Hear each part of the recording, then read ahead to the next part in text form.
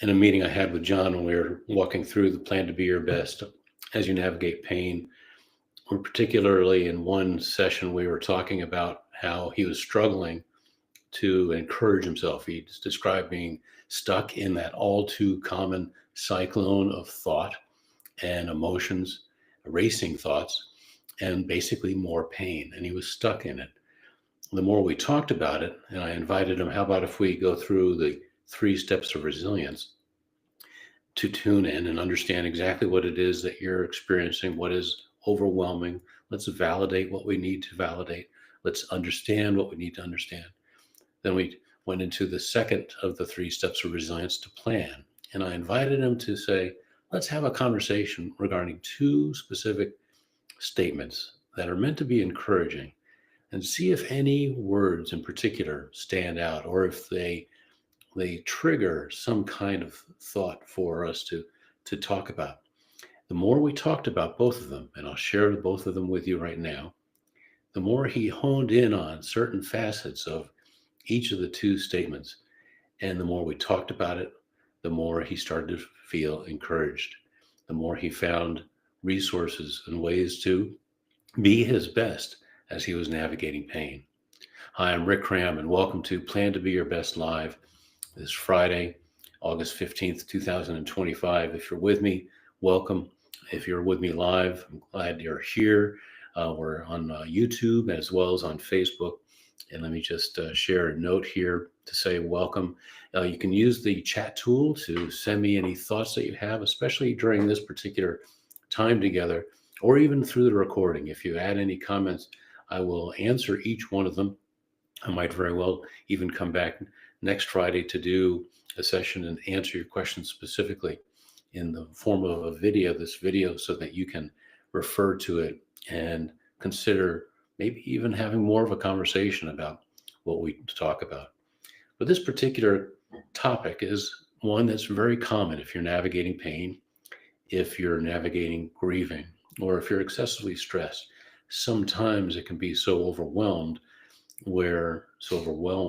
sometimes it can be so overwhelming that it's hard to find it within yourself to encourage you the way you need to be encouraged, the way you can uniquely encourage yourself, which is something that's one of the advantages that comes out of the Plan to Be Your Best method, is you find those strengths already within you, find the resilience in you, and build on that to find new ways of encouraging yourself in meaningful ways, in ways that help you trade the pain for a path of resilience, a way to trade fighting the pain for going with flow and moving forward.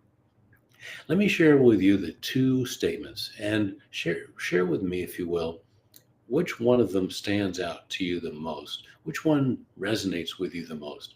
And are there any words in particular that you hone in on and mean something to you, or it gives you something to work with? The first one is basically this: navigating pain isn't about exploring. Sorry.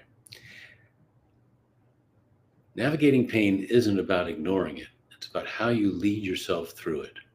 That's the first one. The second one is, you don't need to control everything. You only need to take the next best step. Again, they are: navigating pain isn't about ignoring it. It's about leading yourself through it.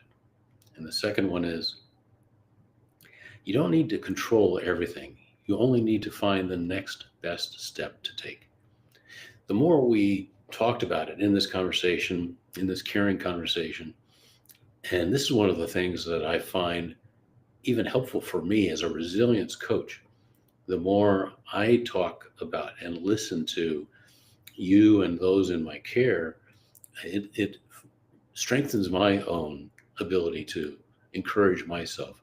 It becomes a conversation where we're both encouraged, or if we're in a small group, everyone is lifted up and feeling that encouragement that everyone so needs, especially if you're in pain.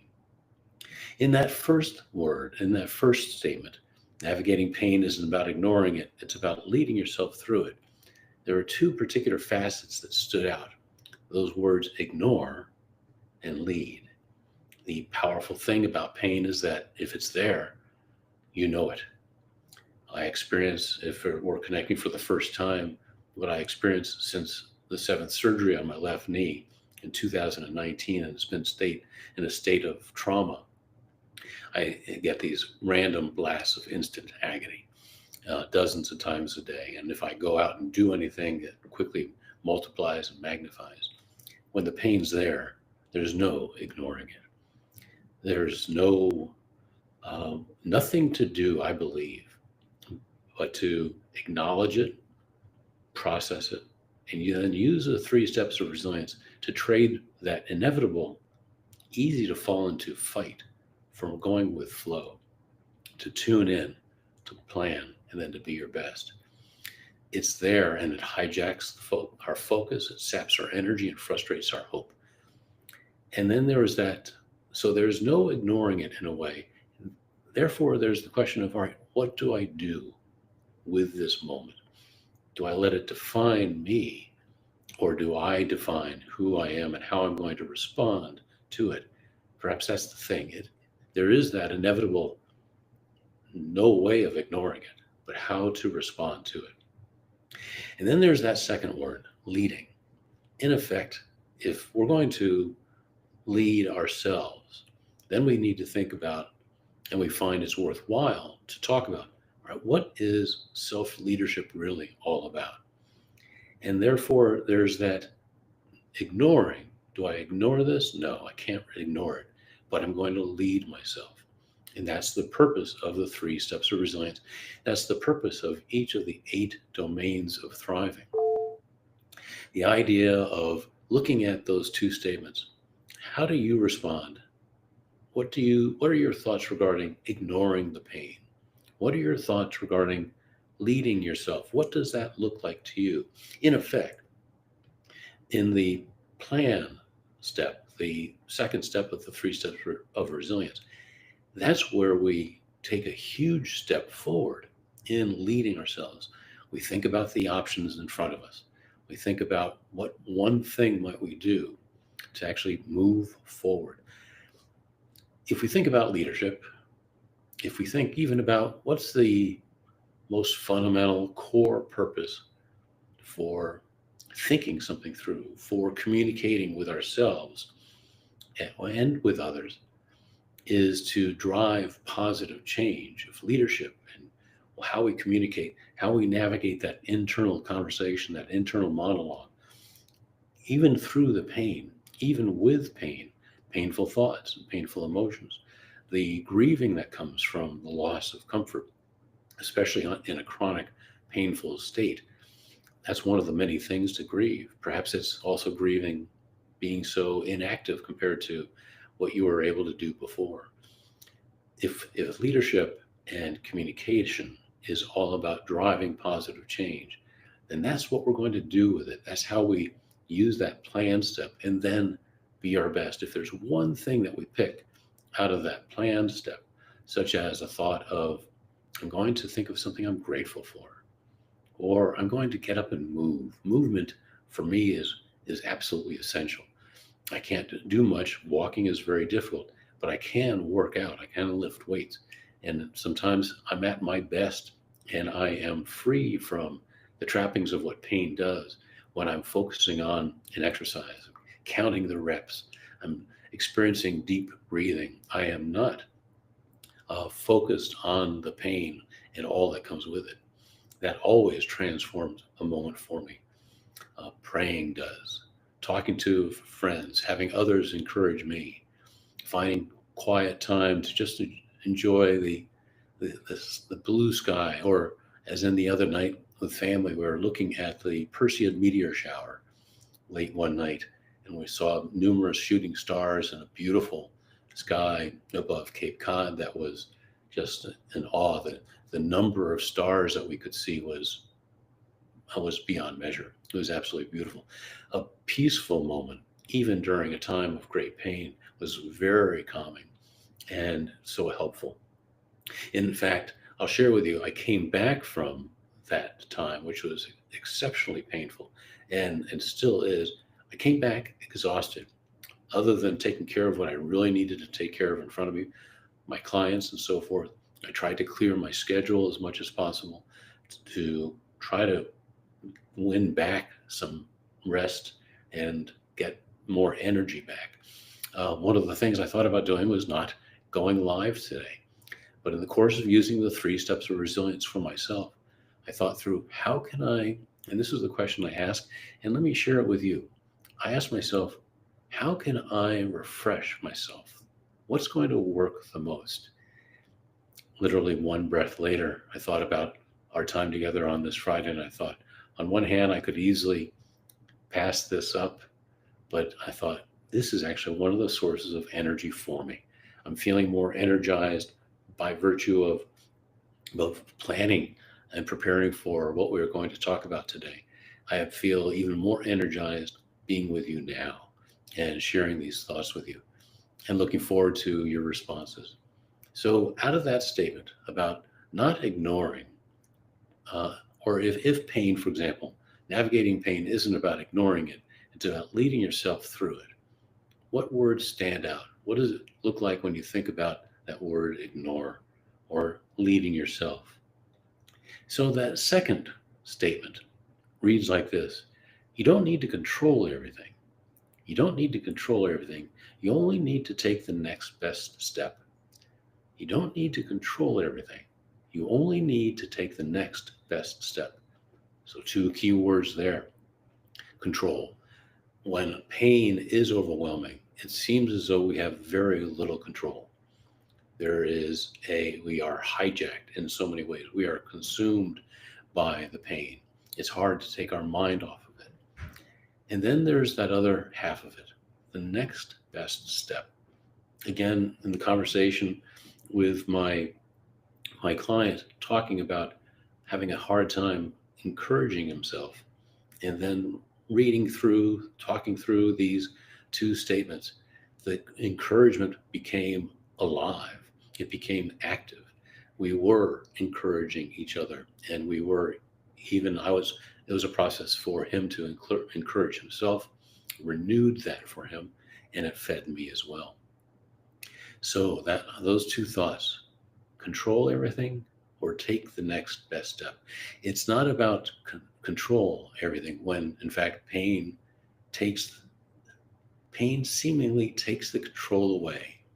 And yet, the ability for us, and one of our strengths, even as tired and exhausted as we might be because of the pain, there's always the opportunity to take the next best step.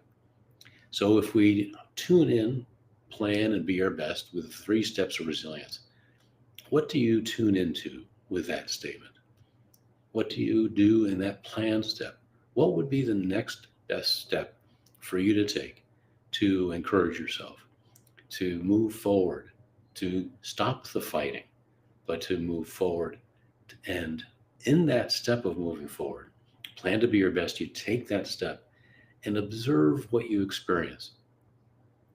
Let me invite you to do this. On the homepage of rickcram.com, you'll find a free worksheet for the 3 steps of resilience. You can download it immediately and start using it. It is a free fillable PDF, which means you can make multiple copies. You can use it on your devices. There are 3 very straightforward prompts to how to tune in, how to plan, and how to be your best. And you'll see that part of the prompt in being your best means to write down and reflect on what did you experience when you actually did follow through. It is the ultimate step in exercising that step of that strength of intentionality that is winning back that focus that pain took away. It is winning back something that can add new energy to you as you move beyond a moment of pain or a wave of pain. So again, rickcram.com, and you'll see the free download for the 3 steps of resilience worksheet. I hope you make good use of it, and I'd love to hear from you in terms of what you experience with it. So those 2 statements in the course of the conversation ended up being a time where we were alive with encouragement for ourselves and for each other. That's what it looks like to plan to be your best as you navigate pain. And it's the very reason why it's such a good example of how your best is greater than the pain. Let me pause here and share with you. I'm planning to introduce something new this September of 2025. It is Take Heart. It's a group time. Let me phrase it to you this way. It's Take Heart. It is encouragement and resilience in action. Every Sunday, let me revise this because I'm actually making plans for this right now. Take Heart, encouragement and resilience in action is going to be the first and third Sunday at 3 o'clock each month. And it's a time that is absolutely free for us to get together to be encouraged and, just as importantly, to offer encouragement to others. This afternoon on my website, you'll find at rickcram.com a web page which will have information about it and where you can sign up. Again, it's a free time for those of us who are overwhelmed with anything, whether it's chronic pain, grieving, excessive stress, or perhaps you're in the middle of a life transition of some kind or another. And encouragement would be meaningful for you. And even to know the benefits of what it's like to experience the neuroplasticity of encouragement. The encouragement you give is going to flow right back to you. Again, it's Take Heart, encouragement and resilience in action. We'll start off with about 30 to 45 minutes. It'll be a time where we'll have full group discussion as well as breakout times where you can partner with someone in particular and have a more meaningful, in-depth conversation in the mix of it all. I hope you'll take a look at it at rickcram.com. Take Heart, encouragement and resilience in action. So what questions might you have? What thoughts might you have regarding these two statements? Navigating pain isn't about ignoring it. That's just making me pause and think about that word all the more, because I had no choice but to ignore the pain I've been experiencing over the past week. But navigating pain isn't about ignoring it. It's about leading yourself through it. And even there, saying at that time, that idea of going through it. I often come back to this word that I think through a lot. I try not to use it, but when I do, I remember its true meaning. To be overwhelmed with pain is something to be suffered. There is a suffering that takes place. And yet, one of the meanings, one of the definitions of the word suffer is to allow. And that right there alone gives us permission to, and perhaps at least invites us to, think in terms of as tough as pain is. And Lord knows I know that if we allow it, there and again, we're avoiding that exhausting, unproductive, impossible fight to win. If we're going to fight, we're stuck in simply a fight. There is no winning that fight. But when we trade that fight for flow, such as saying, I will suffer this, I will allow this, but it doesn't stop there. We've got those 3 steps of resilience to use to tune in, plan, and be our best. And that's part of what it means to plan to be your best as you navigate pain. And then that second statement, you don't need to control everything. You only need to take the best next step. You don't need to control everything. You only need to take the next best step. Which is the next best step for you in your journey of resilience? If you take a look at the strengths that you have, your own unique resilience in the pain, even with the pain, what is your next best step? I wish you a good rest of the Friday afternoon and weekend. I'd love to hear from you. If you've gotten anything out of this and are looking forward to more encouragement, more resilience, please subscribe and like this. And especially if you know of others who are in pain in some form or another, please share this. I'll look forward to your comments. I'll reply to every one of them. And I'll look forward to hearing what it looks like when you plan to be your best as you navigate pain. Thank you so much. And I hope you have a good rest of the day. Take good care now.